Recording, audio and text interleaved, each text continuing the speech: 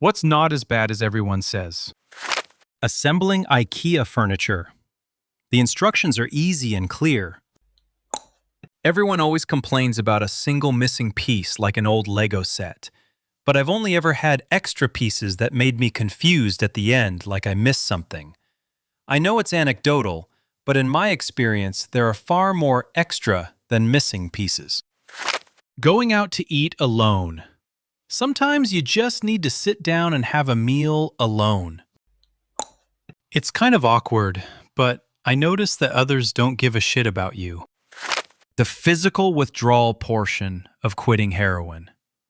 The 10 days of physical detox are nothing compared to the years of retraining your brain chemistry to feel joy and happiness without opiates again. It's a fucking hard road, but once you get through it, life becomes a cakewalk compared to when you were an addict. Then, once you are reintegrated into normal society, life becomes fucking hard again, but for way healthier reasons. And if the only way you can quit is through methadone or Suboxone, by all means do it. Never feel ashamed for how you choose to seek treatment if drugs are ruining your life. Colonoscopy. The prep for it the night before was way worse. You take a liquid concoction to clean out your bowels, so you essentially are shitting your brains out for hours. Day of is a cakewalk.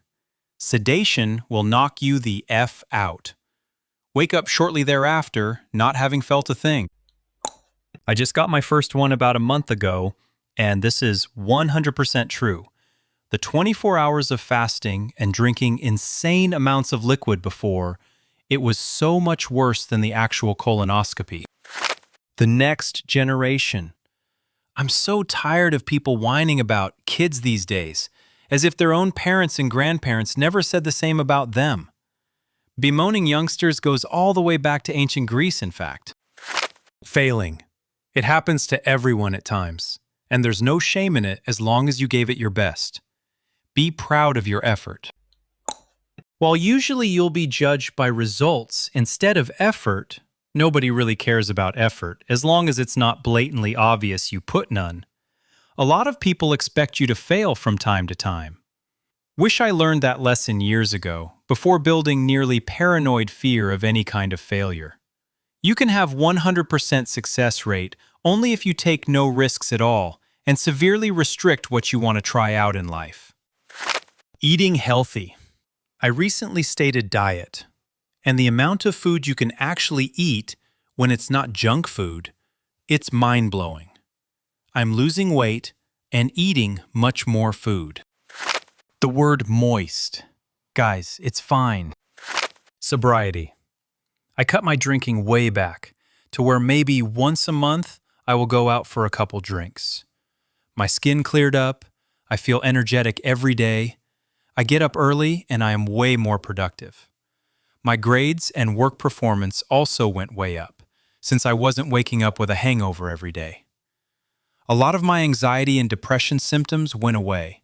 Not completely, but it made it way easier to cope with severe depression. I was spending hundreds of dollars a month on booze, and now I can use that to buy a new computer, buy good coffee, and eat better food. Deciding to go sober is one of the best decisions I've made in my life. It's not for everyone, but it has hugely benefited me. The only downside is that I really enjoy craft beer and good liquor. But I learned that I would rather enjoy 1 or 2 really good drinks a month than a few every night. Doing stuff alone, such as movies, concerts, events, other scheduled activities. Nothing, though, can match going when you want, being able to leave when you want, and being able to do whatever you want because you are the only deciding factor in the decision. Doing stuff with friends and family is nice, but scheduling can be a bitch, among other things. Silence. Personal preference, but I'd much rather take small talk or complete silence. Why do you not like talking to others? Because I don't have anything to say. Being in debt. Sucks, but not as bad as being homeless or having your power shut off in the winter. Chicago. It's awesome here. Come visit and you'll see. I promise you won't get shot. Don't listen. I am currently being shot in Chicago. At least I can seal the wounds with deep dish and Gene and Jude's. Being a late bloomer, having a late head start in life, plus side is that at least I get my shit together. Millennials, the ones I know and work with, are great. It just became the fill-in word for teenagers for so long that people haven't noticed we're 30 now. Changing your truck's oil. Just remember to wait about 30 minutes if you've just came from town so the oil cools a little so you don't burn your supple flesh, sealing in the juices. Shit hurts. Candy corn. I really don't know why people complain about it so much. It's definitely not the best candy ever, but I'll definitely eat a few here and there during the fall season. Thanks for watching. Share your own answer in the comments. What's not as bad as people make it seem?